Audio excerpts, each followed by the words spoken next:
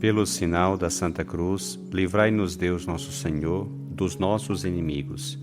Em nome do Pai, e do Filho e do Espírito Santo. Amém.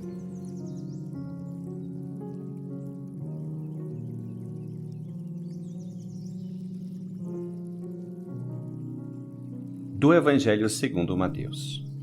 Naquele tempo, disse Jesus aos seus discípulos: Ficai atentos para não praticar a vossa justiça na frente dos homens, só para serdes vistos por eles.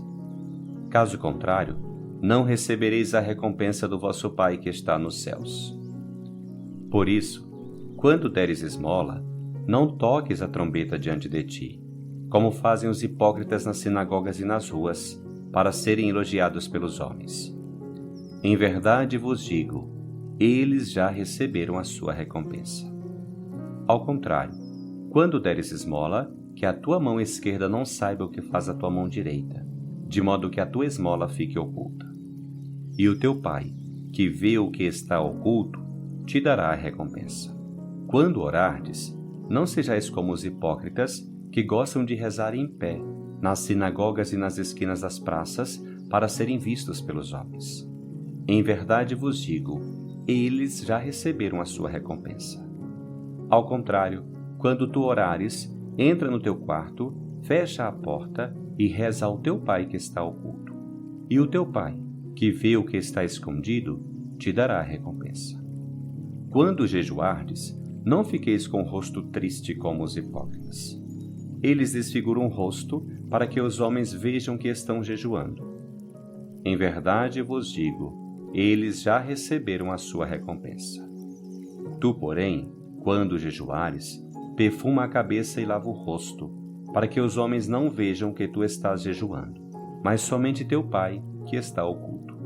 E o teu Pai, que vê o que está escondido, te dará a recompensa.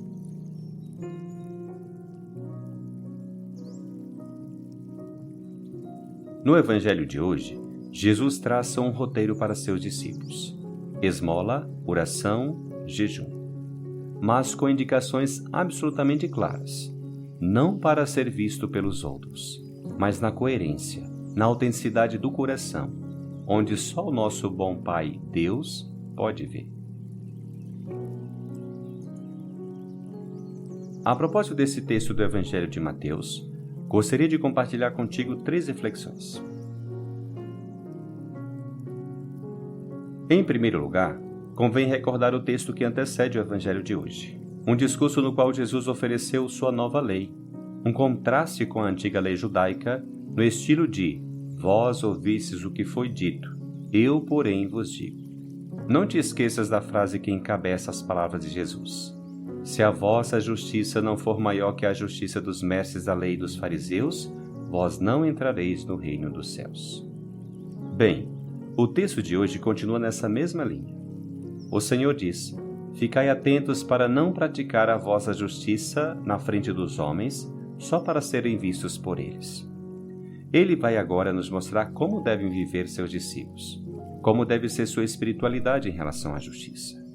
E para isso, vai contrastar 2 atitudes: a atitude hipócrita, falsa e publicitária de quem faz de tudo para ser visto pelos outros, para se exibir, e a atitude de quem, na sinceridade, na autenticidade, vive uma piedade, uma espiritualidade, uma religiosidade autêntica, na qual a intenção prevalecerá sobre a obra em si. Essa espiritualidade autêntica, a qual Jesus clama, está contida, a meu ver, naquele precioso Salmo 50, que exalta não o sacrifício, o holocausto, o trabalho exterior, mas sim um coração sincero, humilde, puro. Vejamos o que diz este precioso salmo: pois não são de vosso agrado os sacrifícios, e se oferta um holocausto, o rejeitais. Meu sacrifício é minha alma penitente, não desprezeis um coração arrependido. E agora, olha para ti. Reconheces que muitas vezes te invade o desejo de ser visto e reconhecido pelos outros, aquele querer parecer bom, que acaba por arruinar uma boa obra. Às vezes, até te vanglorias dessas ações. Ou pior, acabas por usá-las para dizer: eu fiz isto e tu não fizeste. Ou, eu fui o único que fiz isto e tu não fizeste. Ou aquele terrível, com o que eu fiz por ti. Ou simplesmente, consegues fazer com que, aconteça o que acontecer, acabe por ser conhecido que fizeste isto ou aquilo. Jesus hoje, com radicalidade, te diz que a tua mão esquerda não saiba o que faz a tua mão direita. Perguntas-te: qual é a tua justiça, a tua atitude habitual? És generoso, amas sem esperar nada em troca, ou estás excessivamente preocupado em ser visto por outros?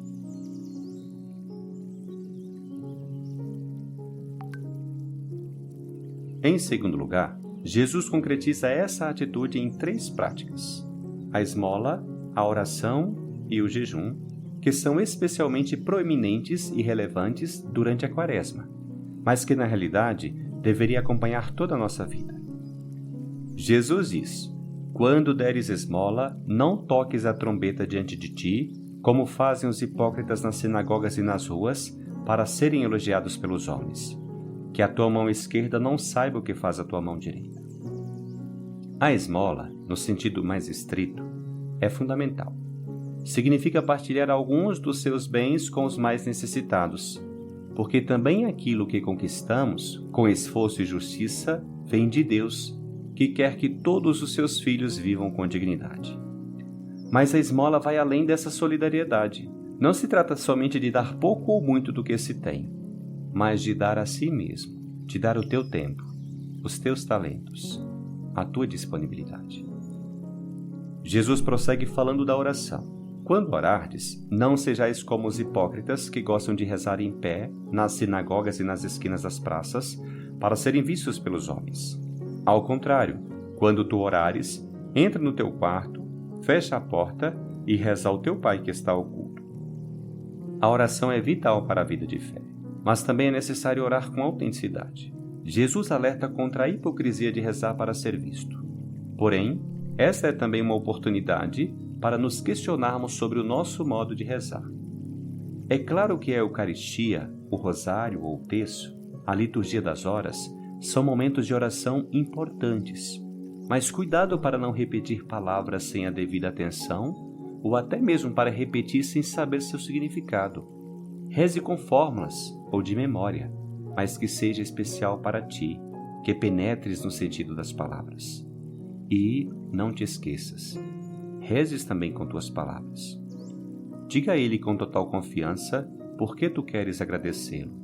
Apresente tuas necessidades e peça perdão da mesma forma que um amigo pediria a outro amigo. Às vezes, tu tens que deixar as fórmulas para simplesmente ficar em um lugar escondido do seu quarto, bem ali onde ele está, sem nenhum outro artifício, só tu e ele. Por fim, Jesus fala sobre o jejum. Devemos jejuar para fortalecer o espírito, para nos recordar que nem só de pão vive o homem, para crescer no autodomínio, para ganhar resistência na luta contra o mal e, por solidariedade para com quem tem menos. Aliás, é importante que, juntamente com o jejum, façamos alguma obra de caridade. Agora, perguntas-te: como tu, em sentido profundo, vives a esmola, a oração e o jejum?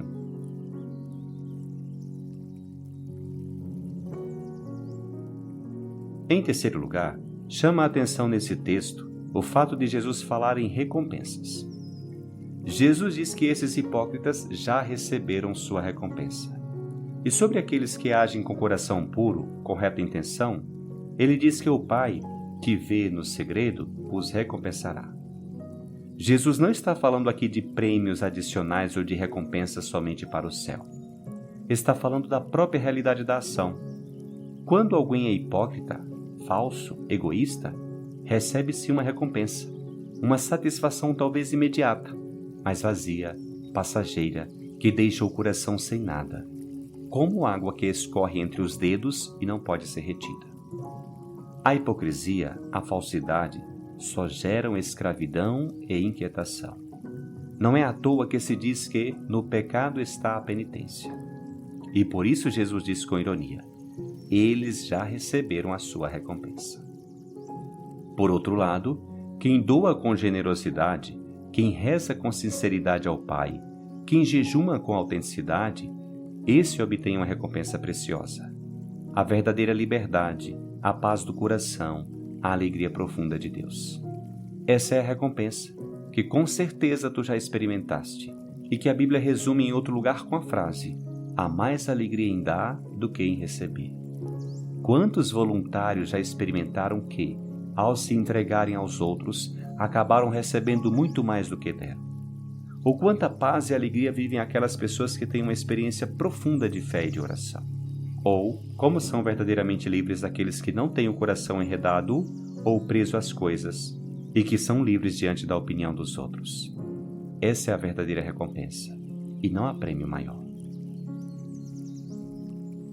Perguntas-te: já experimentastes, ainda que só em alguma ocasião, a alegria e a paz que surgem ao viver com generosidade e autenticidade?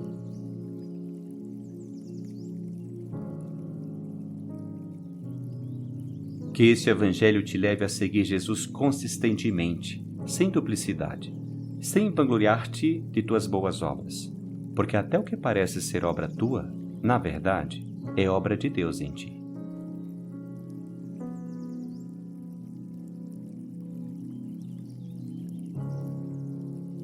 Que o Senhor te abençoe, te livre de todo mal e te conduza à vida eterna.